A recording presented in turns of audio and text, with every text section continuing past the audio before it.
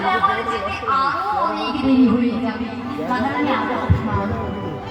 কিন্তু আমি যদি বাগানের পথটা ধরে চলে যাই, হয় না মা? দুটো রাস্তা হয় না একটা পথে, একটা ছোটখাটো রাস্তা হয়, বাগানের মধ্যে দিয়ে একটা বড় রাস্তা হয়, যেখান থেকে গেলে নাকি তাড়াতাড়ি যাওয়া যায়।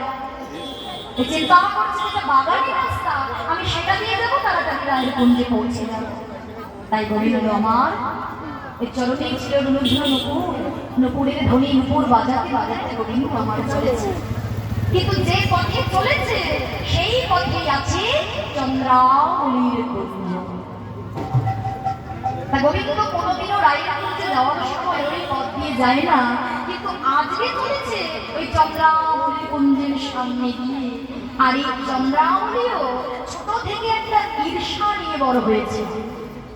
একটা ঈর্ষা না কি ঈর্ষা? এই যে রাধারানী আর চন্দ্রাবলী, এরা তো সম্পর্কে দুই বোন না?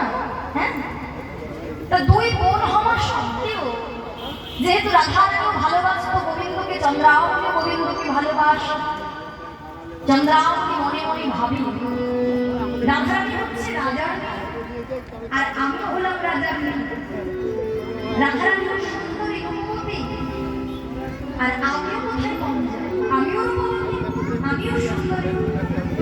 তবে গোবিন্দ কেন বারে বারে রায়ের কুঞ্জে যাবে? কেন আমার দিকে ফিরেও চাইবে না? এই যে একটা ঈর্ষা নিয়ে বড় হয়েছে, মনে মনে ভাবে গোবিন্দ তোমাকে আমি যেদিন পাবো সেদিনই এমন ভাবে তোমাকে সেবা